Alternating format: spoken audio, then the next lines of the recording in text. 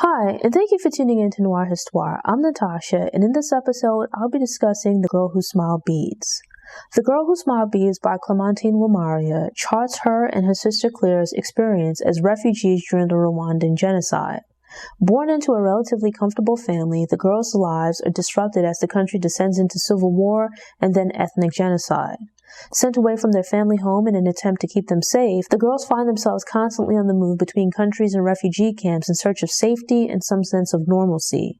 Despite being quite young, with Claire's guidance, the girls survive the conflict, but endure a lot of trauma along the way. When the book opens, Clemantine and her older sister Claire are both living in Chicago, but separately. Clemantine has been taken in by a comfortably middle-class family, while her sister is living with her children in an apartment. From the outset, we see that somewhere along their journey, Clemantine and Claire's lives have diverged. They're from the same family and place and have shared similar experiences, but their difference in age has resulted in dramatically different opportunities. The book begins with Clemantine and Claire leaving Claire's apartment for a limo ride to a fancy downtown hotel. Clemantine was one of the winners of an essay contest that had been organized by the Oprah show. Participants had to write an essay about their perspective on a man who had survived the Holocaust. Inspired by their trying journey, Oprah offers the girls the opportunity to reconnect with their past. This is a catalyst for Clemantine reflecting on her childhood and experience during the genocide. We get some insight into their regular lives before the conflict began, and it becomes clear that they're from a middle-class background. In addition to the two girls, the family consisted of their parents as well as a brother, Pody, who was between them in age, and a sister who was younger than Clemantine.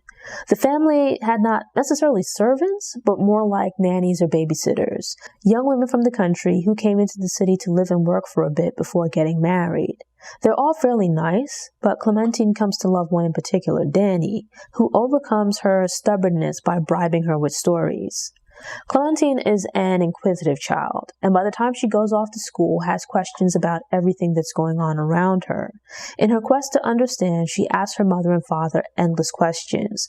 They generally respond with, very simplified answers, telling her as much as they want to tell her. But Danny uses stories to answer Clemantine's questions and explain things in a way she can understand. These early experiences sparked a passion within her for storytelling. And it was around this time that the country and community began to change. There were secret meetings and a rising tension which her parents tried to hide from her and the other kids. At first, this worked to a degree, but then Clemantine began to notice the changes, and her older brother offered some well-intentioned, though misguided insights. It became more difficult to shield the kids from what was happening when people began disappearing or passing away. Clemantine paid special attention to deaths as she had developed a kind of curiosity about the topic. Previously, her parents would at least explain things on a basic level, but there was now a feeling that they were obscuring the details when they discussed someone who had passed away. With her parents trying to hide things, Clemantine became even more curious about what was going on. Eventually, things got to a point where the looming threat could no longer be obscured, as noise and explosions could be heard off in the distance but getting closer. With their parents avoiding discussing things, Clemantine's brothers sweetly made up stories to explain the changes that were taking place. I care about people in general, but like most, I have an especially soft spot for kids. I was worried about the people, but particularly concerned about how the kids would be affected by the coming conflict. People's daily routines changed, everyone was sticking close to home as much as possible, and then the schools closed. I could only imagine the absolute terror and helplessness the adults must have felt at what was coming, but having no, real means for protecting themselves or their children. It became unsafe to leave the house, even for work, and things such as food were becoming increasingly expensive. Neighbors, people you've likely known for years, and maybe even considered friends, are dealing with harassment and terrors of their own, while others suddenly seem sketchy. What does that do to a person? Sure, people were on lockdown for a period during the pandemic, and it was scary for people who had to go out to work. But you were relatively safe within your home. COVID wasn't going to show up at your house and drag you out into the street to kill you. What do you do in a situation where you need safety, but there are no true safe havens? And the fear for survival is intense because you face danger both inside and outside your home. In the last days of some degree of normalcy, Clemantine and the other kids in the neighborhood saw the movie Rambo. They ran around pretending to be Rambo, imitating what they'd seen in the movie, with some going so far as to tear up their clothes to recreate the costume. But then suddenly, Clemantine started to notice there were now some grown people dressed in the same manner. Being about 6 years old at this point, she had a limited understanding of death and war, as she'd never seen a soldier, gun, or gunfire in real life. As these things entered her life and became real, she lost her innocence, but still didn't fully understand the situation because of her age. Because Clemantine and Claire were girls and might be especially targeted, their parents decided to send them to their grandmother, who lived in a different part of the country. It's worth noting that these are girls. One is 6 and the other is 15, but yet their lives especially are considered to be in danger. They, as well as other female cousins, were put in a van and sent away to their grandmother. Other girls in the neighborhood were sent to relatives as well. Usually, Clemantine loved visiting her grandmother, but felt homesick because not only did she not understand what was going on, but she's now also separated from her parents. Their grandmother took protecting her granddaughters very seriously, but I never really got the gist as to why the girls in particular were especially considered in danger. Usually people protect women and children where there's danger, but in this case, Clemantine's mother, older brother, and younger sister remained behind. Now, staying with their grandmother, the girls settled into a new routine, though Clemantine was, at first resistant. This becomes a constant in the book, where Clemantine and Claire have to move around to different environments and adapt to the situation. And then as soon as they get settled in and develop a routine, suddenly they would have to move again or things would just change. Most people, especially children, tend to have a day-to-day routine. But because their world is uncertain, they're unable to maintain a routine for any fixed length of time. The fighting makes its way to the part of the country where their grandmother lives, actually to her very front door. Once again, they have to move as the unspoken and ominous danger has now arrived. Fleeing in the night, they're separated from their grandmother and cousins, and once out of immediate danger, spend quite a bit of time traveling on foot. During all this chaos, they're unable to fully trust anyone despite needing help with finding food and shelter. This would be hard enough as an adult, never mind for a 15-year-old girl trying to navigate this environment with a 6-year-old in tow. It's at this point that they begin to see the true carnage, which had thus far been kept at a distance. They spent days walking among other people who were just as scared and stressed.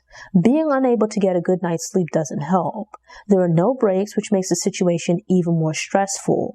Days turn into weeks, and they're finally able to reach their first refugee camp. It's worth noting that the camp is located in Burundi, so they've had to travel to a whole other country in search of safety, and this pattern would continue. The camp provides a break from the fighting, but while it's shelter, it isn't home.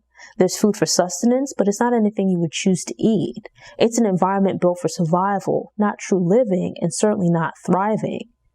This was eye-opening for me, as I'd heard about refugee camps, but I don't think I've ever met a refugee or had given much thought to what the camps are like. I assumed it would be similar to an army barrack. Not a palace, but at least basic living quarters and decent food. Seeing this conflict through the eyes of a child took the situation from being nondescript and miles away and brought it down to one person's story, which humanized it. The progression of the Rwandan genocide was told through this person's journey, rather than your traditional history book with facts, figures, and dates. The book needed to begin with their lives before the genocide because it helped show just how much they lost. Having some measure of life before, as well as their young ages, drives home the point of what they've endured. It's easy at times to forget how young Claire is as she tries desperately to keep her and Clemantine together and safe. Clemantine is in her childhood and wants to be cared for. She wants the safety and comfort that she experienced in her parents' home, where they took care of her and hired nannies to do the same. Claire is doing her best to look over Clemantine, but there's nobody there to look over Claire, who still needs guidance. She's still a child herself, and not fully equipped to raise a child, much less under these circumstances.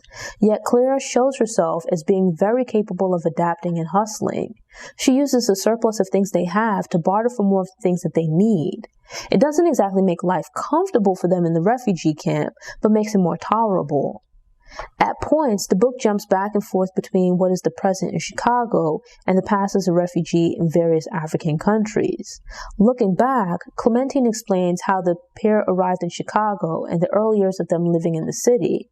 They received assistance which helped them move to America, and then people looked out for them when they arrived, which allowed them to get settled. Originally, Clemantine was living with Claire, but she was offered the opportunity to live out in the suburbs with a middle-class family that would make it easier for her to attend good schools and put her on the path to college.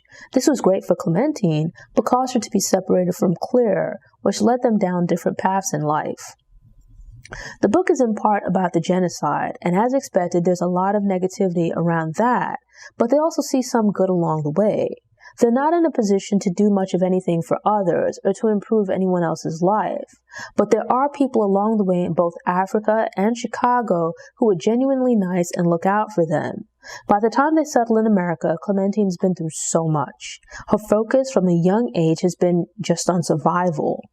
Not thriving, not developing as a complete human being, not figuring out who she is as a person, not having space and the freedom to be a kid.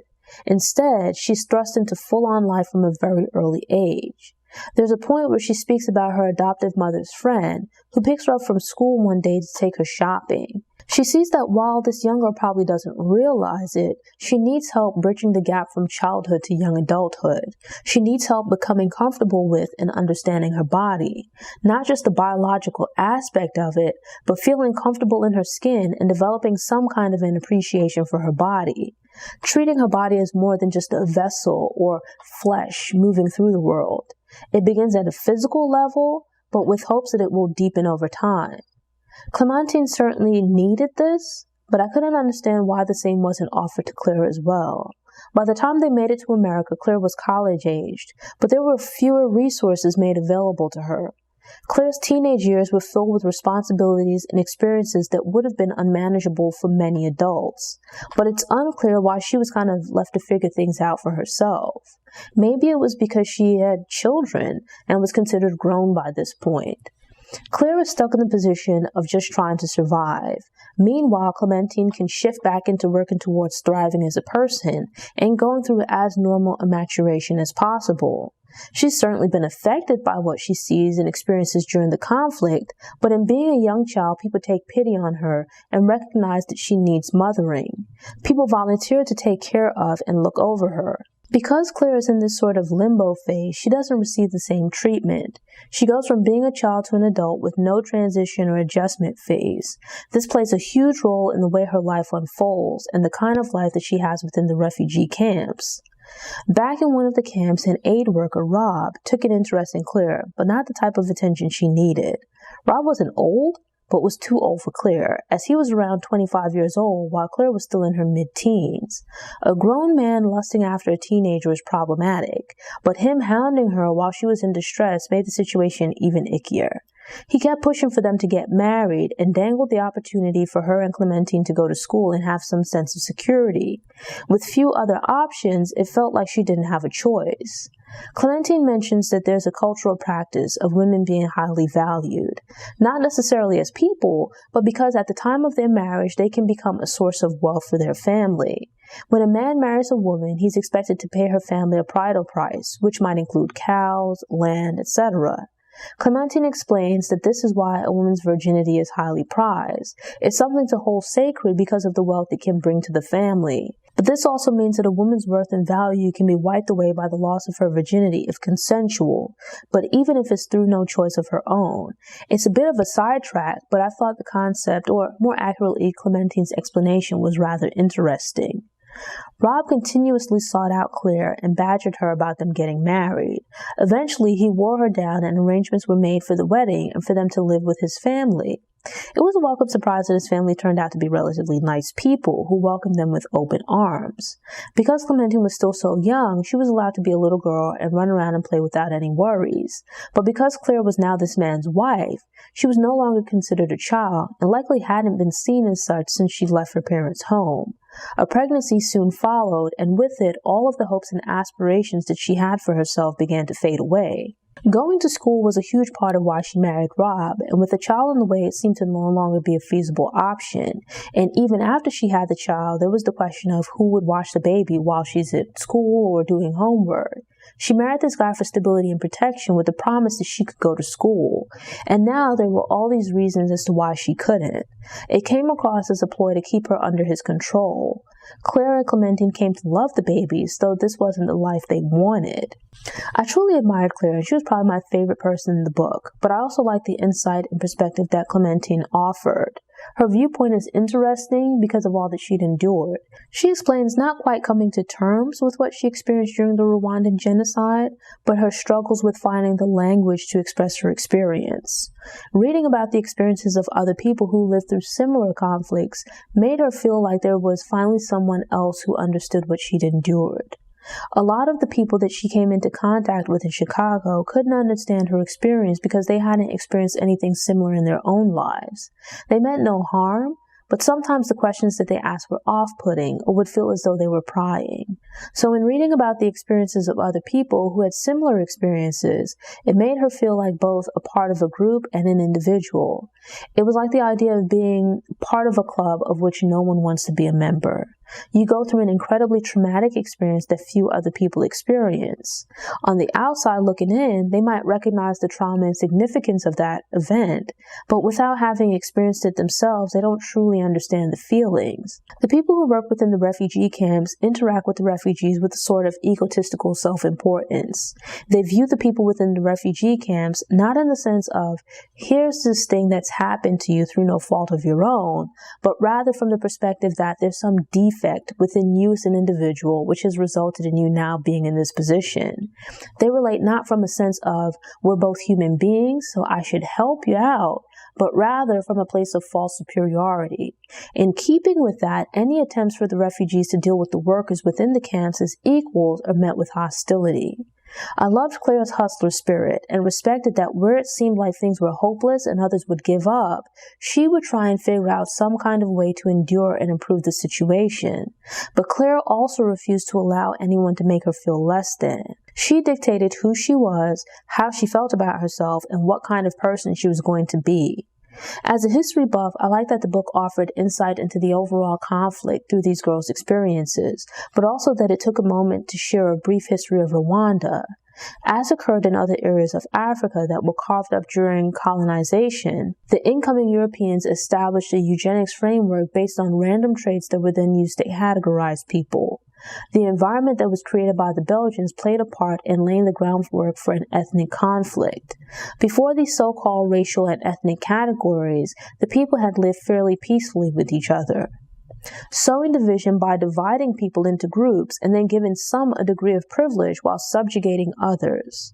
It's one instance in a long history of dividing and conquering. And even with Belgium giving the country its independence in the 60s, the fuse had already been lit. With the different ethnic groups or quasi-ethnic groups now fighting amongst themselves, it diverted attention from the real problem, which was this colonizing European power taking advantage of the country. Sometimes, in books about a person's experience during a historical event, it zooms so far in on the individual that the event itself becomes more of a footnote. Clemantine notes that people's curiosity tends to make them zoom in on her as an individual, as though she and her experience is special.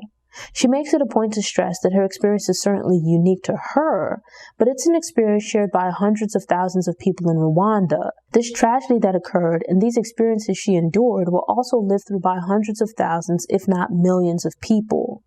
She contrasts when people speak about the Rwandan conflict as being an estimated 850,000 people dying, as though that's it.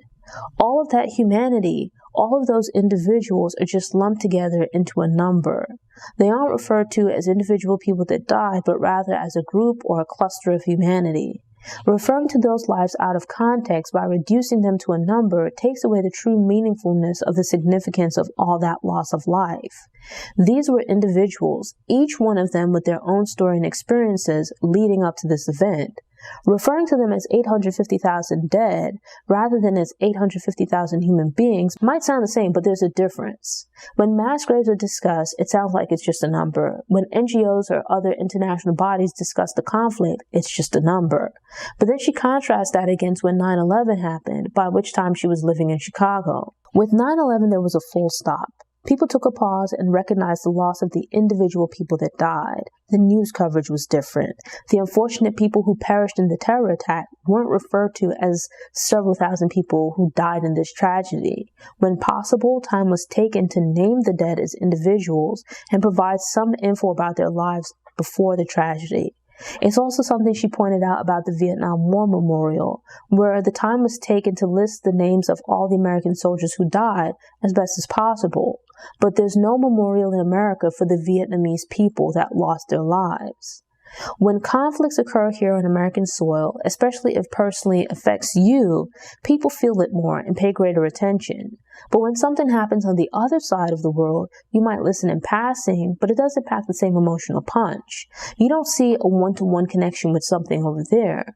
It's regarded as sad for those people without recognizing that they are just people in general. And if I'm being honest, I'm guilty of this as well. Another thing that I thought was pretty insightful is that she mentions her and Claire's discomfort with being treated and regarded as charity cases. Despite everything, they still try to maintain some sense of pride, even with things not going their way or being as they might like. They preserve some degree of pride in the way in which they carry themselves, and they don't want anyone's pity. What they want is to be treated as human beings. When Clemantine arrives in America, the people that she comes into contact with try to give her opportunities, which helps to make her life comparably easier. She's able to go to school, ends up living with a nice family, and overall doesn't have to worry about survival anymore. Her life is no longer what it was when they were moving between refugee camps. She's able to, at least on the surface, be a regular teenager. But something to note is that shortly after moving to America, she ends up settling into a predominantly white environment. The family that she lives with is white, as is the school she attends, and most of the people she comes into contact with on a day-to-day basis. Coming from Africa to North America and settling in Chicago, she notes that her ancestors didn't have the same history with white people as the ancestors of Black people in America. And so with as there's less of an underlying discomfort with white people, she has a hard time connecting with people overall, but doesn't find it any more difficult to connect with white people. If anything, she seems more uncomfortable, or at least has greater difficulty connecting with Black people.